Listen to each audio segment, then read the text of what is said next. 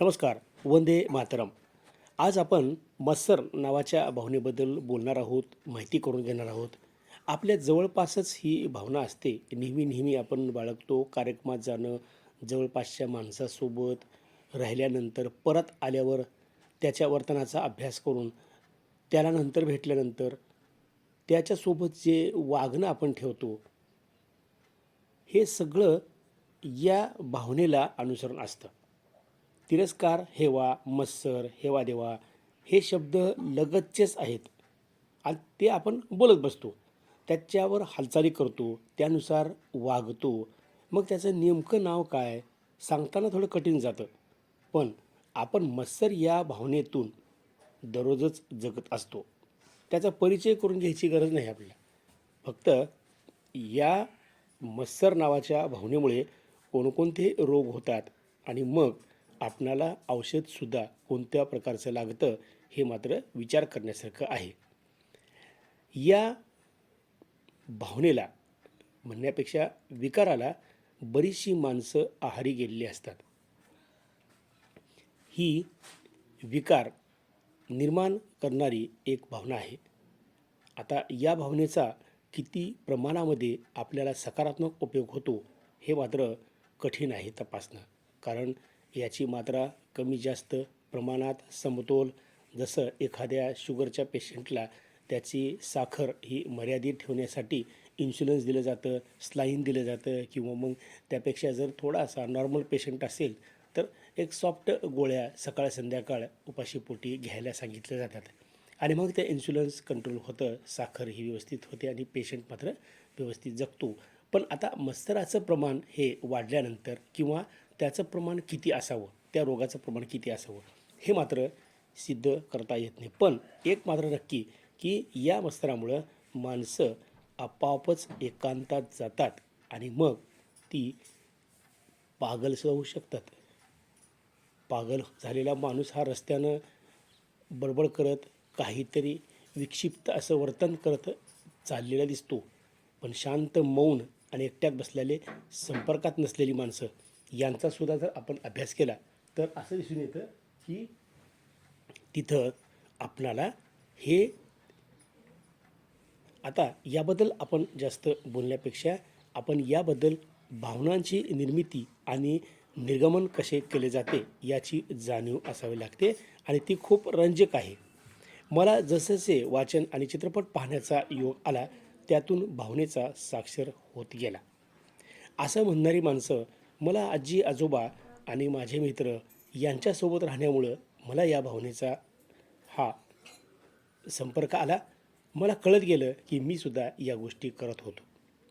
दिसल्या माणसाचा मत्सर करणं, दिसल्या माणसाचा रंग, रूप, कपडा, पैसा, जात, धर्म हे मत्सर करत असताना वापरली गेलेली हत्यार आहेत.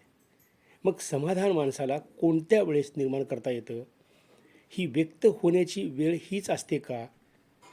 मला एकाच बाजूभोवती नाही फिरायचं. तिथे काय काय होऊ शकतं, भ्रांत आपणास त्याची कशी व्हावी? सर्व भाव हा अंतर्मनातूनच निर्माण होतो. तो आपला अत्यंत चांगला मित्र असून तो आपला कधीकधी मोठा शत्रूसुद्धा बनतो आणि बनलेला आहे. म्हणून मला वाटतं की याची जाणीव माणसाला झालीच पाहिजे आणि जर झाली नसेल तर मात्र समस्या जास्त निर्माण होतात. म्हणजे शहाणपणाचा अभाव निर्माण होत नाही. म्हणजे शहाणपणाचा अभाव निर्माण होत नाही म्हणजे शहाणपणा आपल्याला त्या वागण्यात राहू शकतो जर आपण याबाबतीत जाणीव करून ठेवली तर. नाही तर मग स्वतःच्या अहंकाराला चेपण्याऐवजी जपणे, दुसऱ्याच्या अहंकाराला जपण्याऐवजी चेपणे, याला लोक शहाणपणा म्हणतात. स्वतःच्या अहंकाराला चेपण्याऐवजी जपणे आणि दुसऱ्याच्या अहंकाराला जपण्याऐवजी चेपणे, याला लोक शहाणपणा म्हणतात. यातूनच हा मत्सर नावाचा रोग म्हणजेच काय विकार निर्माण होतो. मला खूप दिवसापासून कळत नव्हते की नेहमीच उदाहरणे घेतली तर त्याला हा विकार समजतो. हेवा मत्सर बोलताना एकच अर्थ मात्र वेगळा होतो. माझ्या घरी एका कार्यक्रमाला माझ्या मित्राला बोलवलं. साधारण ही घटना खूप दिवसापूर्वीची नाही, ताजी घटना आहे. एका क्रियेसाठी मी एकाला थोडंसं कानात बोलून गेलो आणि सांगितले की तयार झाला लगेच. सांगितलं तयार झाला. पण जवळच्या मित्राने लगेच शब्द वापरला. त्याला काय काम करायचे मीही त्याच्या कानात सांगितलं. पण जवळच्या मित्राचं हे काम नव्हतं की त्याला काय सांगितलंस ती मला सांग, हे त्याच मित्रापुरतं होतं. पण दुसऱ्या मित्राचं काम नव्हतं की मलाही सांग. तोही म्हणला, आम्हाला की सांगा की, आम्हाला बी सांगा. त्याला जमतं का ती? आम्हाला जमत नाही का? मी तर असा आहे आणि तो तर तसा आहे, अशी तो तोबरे तोंडातून फेकत होता. शब्द फेक होता. मात्र तिथं मत्सर लक्षात आला की ज्या मित्राला मी पहिल्यांदा बोललो होतो त्याच्याबद्दल ह्या मित्राला मत्सर आहे. स्वतःला तपासणे नाही, पण बोलणे मात्र अगोदर असते. यातून स्वतःचे अस्तित्व बुडते की काय असा भयप्रद विचार निर्माण होऊन अशा विचाराचा जन्म होतो. माणसांना जोडणारा हळूहळू जवळ येऊन तुटतो, दूर जातो हे लक्षात देखील येत नाही. म्हणजे शब्द माणसाला जोडतात, परंतु अशा गोष्टीमुळे तुटतो हेही लक्षात येत नाही. खरं तर नद्या नाले ह्या खूप शुद्ध दिसतात आणि असतात सुद्धा, पण त्यांच्या तळाशी गाळ थांबलेला असतो. तसाच शहाण्या माणसाने वागणे ठेवावे लागते.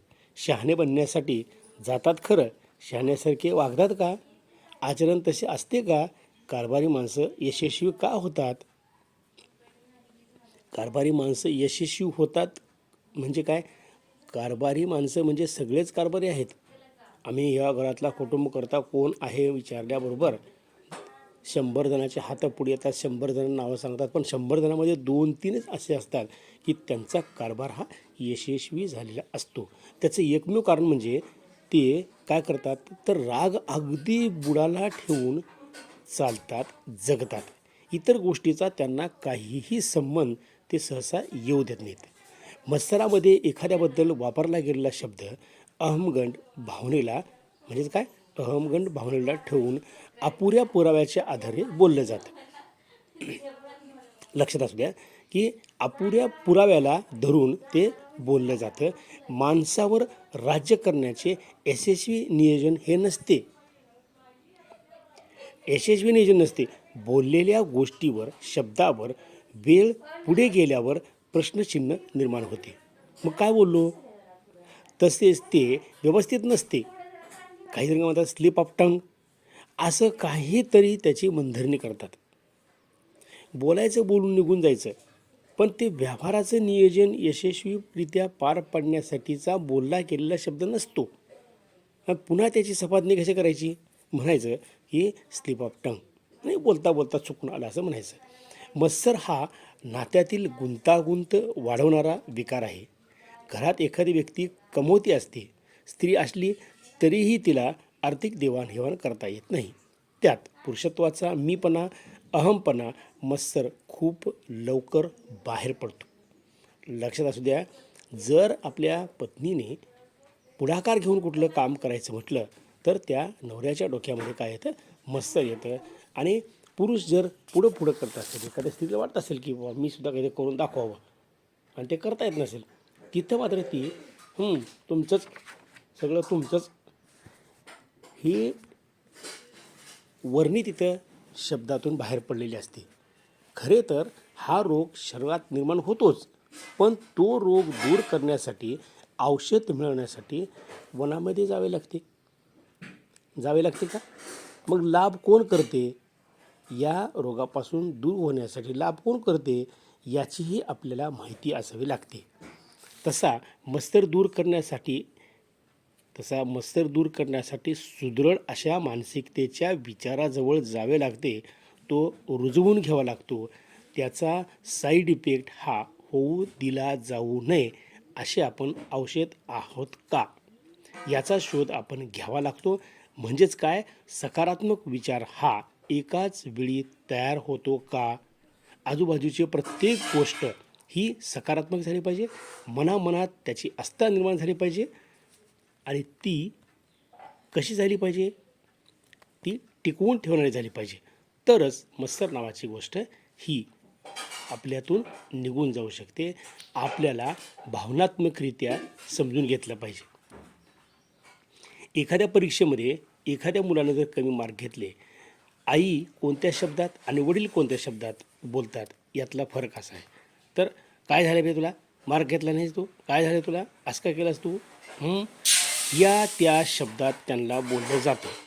पण आता जर आपण थोडासा अभ्यास केला तर हुशार वडील असतील तर काय करतात, किंवा हुशार आई असेल तर हे सगळं कमी गुण घेण्यासाठी त्या काळामध्ये परीक्षेच्या किंवा परीक्षेच्या अगोदरच्या काळामध्ये ज्या वेळेला या संकल्पना लक्षात ठेवायला पाहिजे होत्या, त्या काळात मुलाच्या डोक्यामध्ये कोणत्या प्रकारचे विचार येत होते, ज्या विचारामुळे परीक्षेपासून हा मुलगा परीक्षेच्या अभ्यासक्रमापासून लक्ष केंद्रित करण्यापासून विचलित झाला होता, याची कारणं तपासतात आणि मग त्याला शांत आवाज म्हणतात, तुला काय आवडतं, कसं काय झालं, हे एक छानपैकी दिलेलं औषध आहे.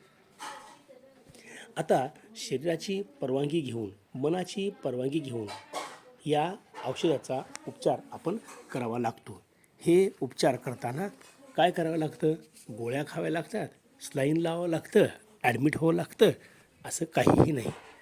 ॲडमिट, औषध हे कसलंच काहीही नाही, तर शब्द बोलणे, विचार मनात येणे, ते कोणत्या प्रकारचे आहेत याबद्दल आपल्याला थोडासा अभ्यास करावा लागतो.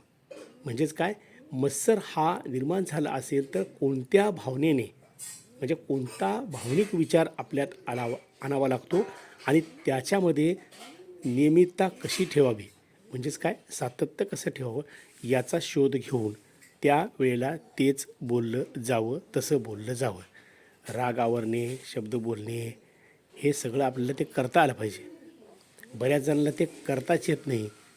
ठसठसून हा मत्सर दुसऱ्याबद्दल भरलेला असतो, पण आपण कुठंतरी चुकत आहोत हेही कळत नाही. एखाद्या व्यक्तीची छोटीशी जरी निंदा किंवा त्याच्या स्वभावाविषयी समालोचन जरी केले असले तरी आपण हळूहळू त्या रोगाच्या आहारी जात आहोत हे आपल्याला तात्काळ कळालं पाहिजे. हे लवकर लक्षात येत नाही. ज्याचा आपण मत्सर करत आहोत त्याचा जो बुद्ध्यांक किंवा सृजनशीलता, कार्यप्रणाली, विवेक तो आपल्यापेक्षा कितीतरी पटीने कमी आहे, हेही आपल्याला लक्षात येत नाही. म्हणजेच विवेकावर भावना राज्य करतात, त्या कधीही विजय मिळवून देऊ शकत नाहीत. सहज चेष्टामस्करीतून हा विषय निर्माण होतो आणि ते होऊन जातं. मग हा दबाव, जेव्हा हा दबाव आहे मनावर येण्यास चालू होतो, बऱ्याच गोष्टीचे ज्ञान अर्धवट समजते, त्याकडे लक्ष पूर्णपणे देत नाही. माणसाचा उपहासात्मक टोचून, म्हणजे उपहासात्मक किंवा टोचून बोलण्यामुळे दूर जाण्याचा प्रयत्न होतो आणि ते करतातसुद्धा. म्हणजे मत्सर जर केला म्हणजे टोचून बोलणे एक प्रकारचं, पुन्हा पुन्हा तेच सहन केल्यामुळे तशी माणसं मौन धारण करतात. जवळील लोक जेवढे आपण मनाभावातून उघडे होतो, म्हणजे आपलेपणा जेवढा ओतत होतो तो आपलेपणा ओतत नाहीत. आपलेपणा हा आपल्याजवळ साठवून ठेवतात आणि मग तो देण्याचा प्रयत्नच करत नाहीत. मग आपलेपणाचा जो भाव आहे आमच्याकडून तुमच्याकडे आणि तुमच्याकडून आमच्याकडे आला तर मात्र तिथं एक नातं तयार होतं, पूल तयार होतो आणि मग आवक जावक झाल्यामुळे माणसाला थोडंसं मोकळं वाटतं. नाहीतरी मग ओझं घेऊन फिरणारी माणसं, विकाराच्या भावनेचे ओझे घेऊन फिरणारी माणसं खूप जण आहेत. ती देखील दूर करण्याचा प्रयत्न मनात येत नाही. केवळ आणि केवळ आपण तो मत्सर भाव आपल्या मनात ठेवल्यामुळे. मत्सर अंगात जर घुसला तर काय होतो, तर ताठपणा येतो. उंची वाढल्यासारखा भास होतो आपल्याला.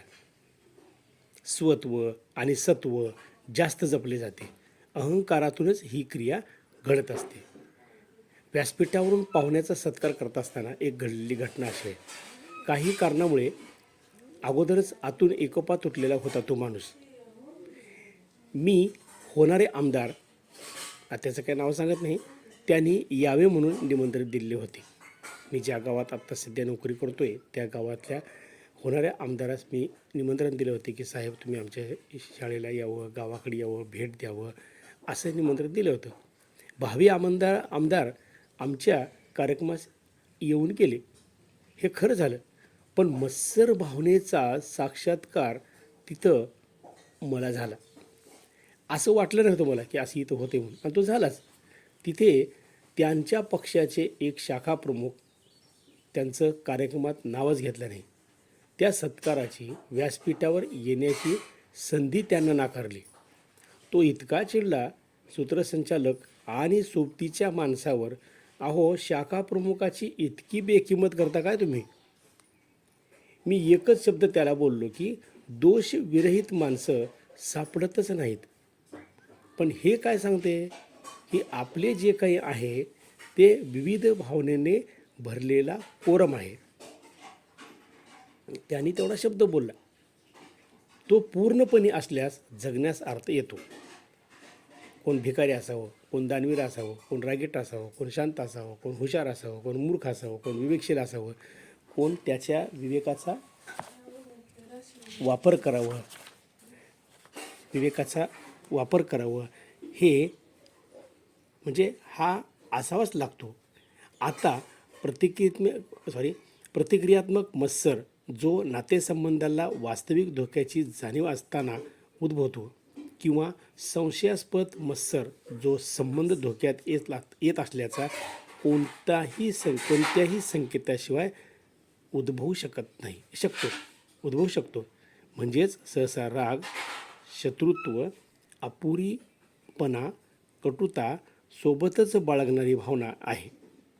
भावना ही अस्वस्थ होऊ शकते. प्रत्येकजण हा अनुभव घेतलेला असतोच. नातेसंबंधावर नकारात्मकतेचा परिणाम होण्याची दाट शक्यता असते. त्याची तीव्रतासुद्धा खूप असते. तेव्हा तर्कहीन मत्सर, अविश्वास, विडंबन, गैरवर्तन यांना जोडूनच तो मत्सर बाहेर पडतो. यात आधीच्या समजुतीवर आधारित आणि बहुतेक वेळा कमी आत्मसन्मान आणि असुरक्षिततेशी जोडलेलं असतं. बऱ्याच वेळा कृती आणि परिस्थितीशी जोडलेली असते, ज्यामुळे विश्वासघात यालाही कारणीभूत होऊ शकतो. आणि तो निर्माण होतो. तो कोणकोणत्या कारणाने होतो ते आपल्याला माहिती असावं. दोष देणे, अविश्वास वाटत जाणे, टीका करणे, दोष शोधणे, अति संशयात्मक राहणे, शाब्दिक शिवीगाळ, अति संरक्षणात्मक राहणे, दोष देणे, वेडाचा अभिनय करणे आणि चटकन स्वभावाचा अनुभव येत राहतो. या गोष्टीमुळे जटिल भावना असल्यामुळे माणसाचे मन मोकळे होत नाही. ती खूप खुची असते. वाहत्या पाण्यासारखी जर असती तर नक्कीच थांबवता येते, पण एखाद्या डबक्यासारखे त्याचे रूप असते त्या मनाचे. म्हणून या मत्सर नावाच्या